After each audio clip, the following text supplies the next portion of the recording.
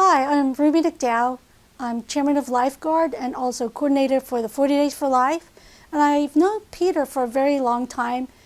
We've worked together in various pro-life projects, and he's done a tremendous work for the pro-life movement. You just have to go to his Pro-Life Unity channel just to see the 500 videos he has out there producing videos, interviewing local and national pro-life leaders to get the pro-life message out and to show the truth of what abortion really is. Hi, my name is Angela Clark, and I run a pro-life mobile ultrasound ministry called A Best Choice Mobile Ultrasound and Pregnancy Resource Center. We offer free ultrasounds to women in unplanned pregnancies. I'm here today to talk about Peter Shinn, who's the director of Cherish Life Ministries and president of Pro-Life Unity. Peter was in a terrible motorcycle accident several years ago, leaving him as an amputee. Hi, I'm Patrizia. I've been with Peter since 1978. In November 1979, we were in a motorcycle accident. We were taking a left-hand turn, and a Porsche decided to pass us in a no-passing zone on the left side and hit us. Peter saw him a microsecond before he hit us. Miraculously, I had minor injuries, and Peter had only one. However, it was a life-changing event. His left foot was severed. I'm Peter Shinn, and this is my lovely wife, Patrizia.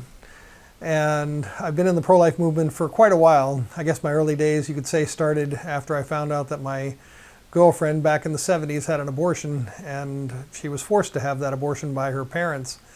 And that was when I realized what an abortion was. And from that point forward, you could say, I became pro-life. And I knew that people needed to hear what an abortion is, because I didn't really know what it was, and I didn't really understand that people could actually do that a woman could go in and kill her child. It just didn't make any sense to me that something like that could happen. But the reality, that was hard. And shortly after that, I met my wife, and we were in Germany together. And a little while after we met, about a year later, we got into an accident, and I lost my foot. Not much fun, and it changed my life forever, changed our life forever. Yeah. After that, it was a matter of what do I do now, and figuring out things pretty much on the fly. Anything that you figured out before something like this happens to you, your life changes completely afterward.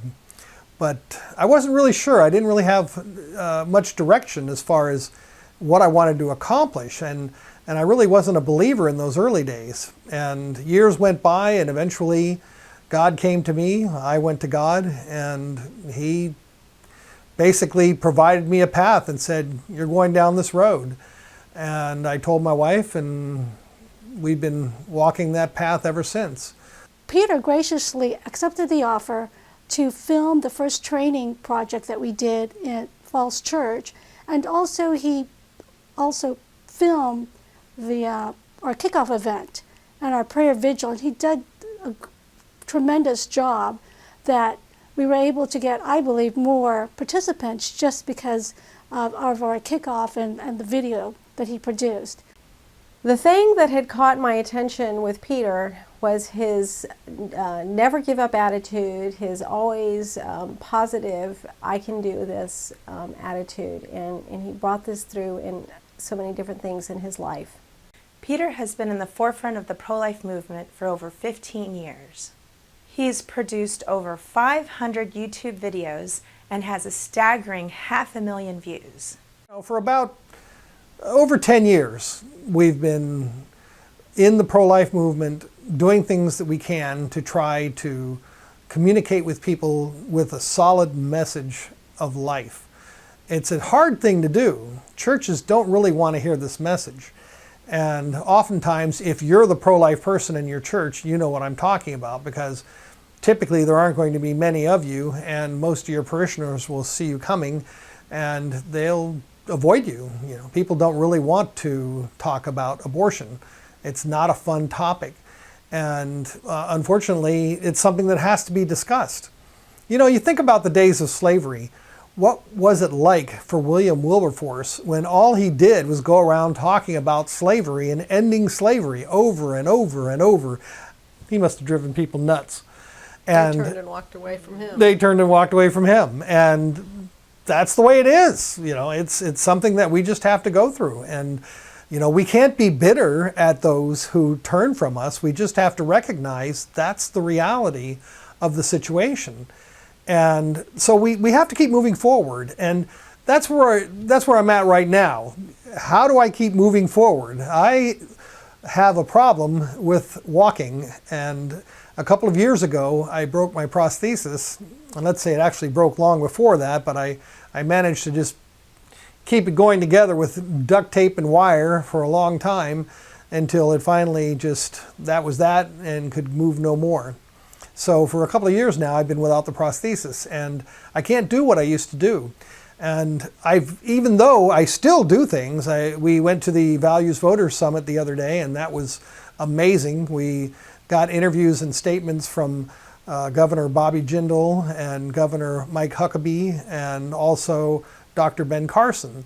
So, and many others, but that's just an example of people that we communicated with on that day, and over a couple of days. And we still continue to do things, but the reality is I can do much more, and I can be more productive when I'm walking. For the past 15 years, Peter has worked tirelessly to bring the pro-life message to people, and specifically to Christians, to show them that they cannot just sit back and do nothing. He has brought this message through multimedia, video, events, websites, any way he can to get the message out to what pro-life means, what abortion really truly is, and all the different parts of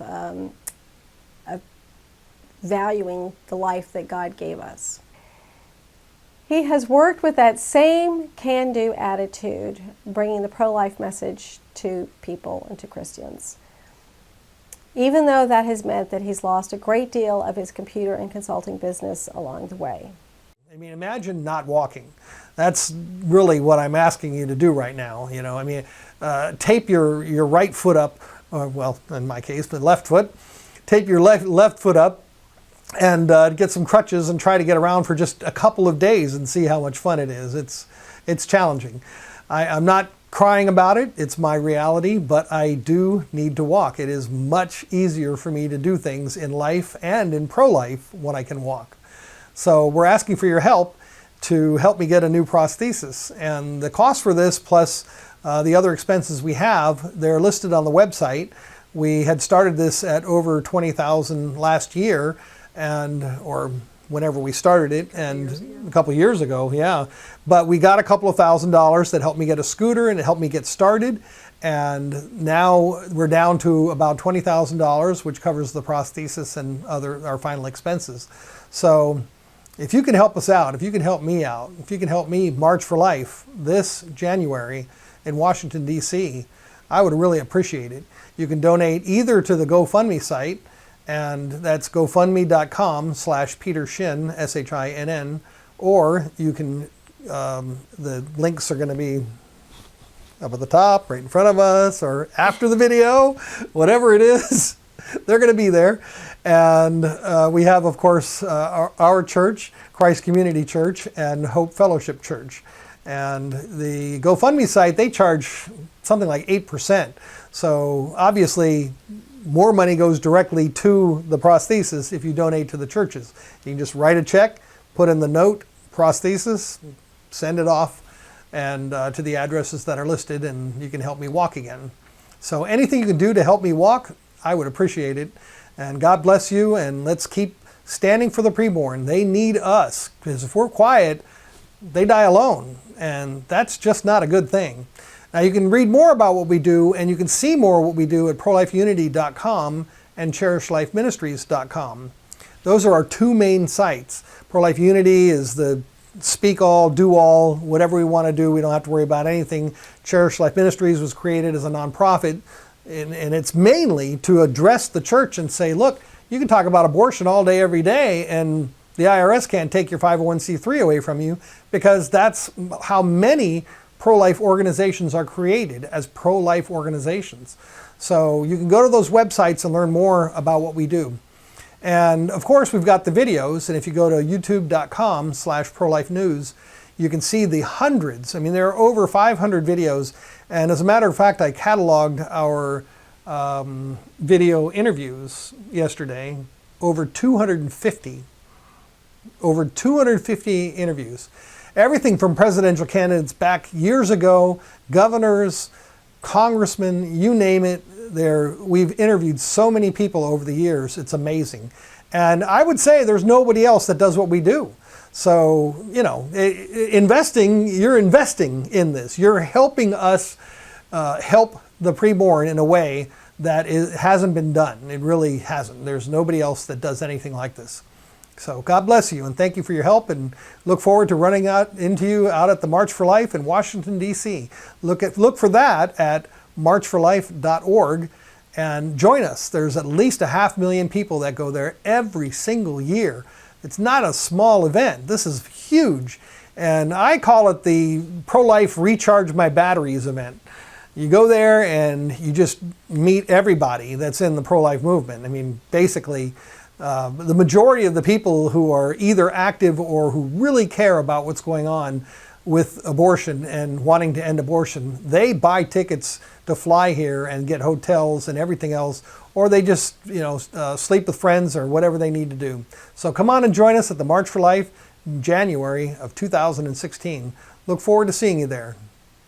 So I'm totally indebted to all the work that Peter has done, and I haven't been able to pay him in any way.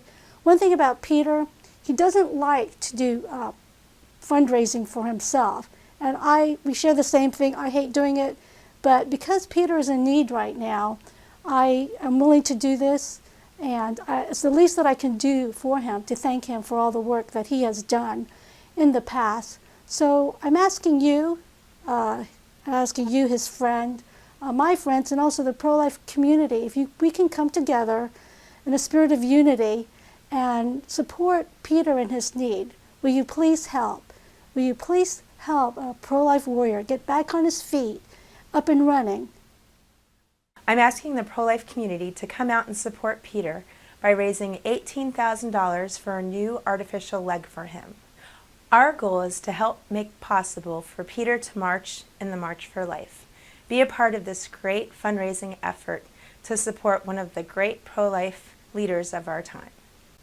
So one of the things we're asking for is funding for his leg, and Peter really needs the leg. It's very expensive, but it allows him the ability to walk naturally. It makes him more mobile to cover some of the pro-life events.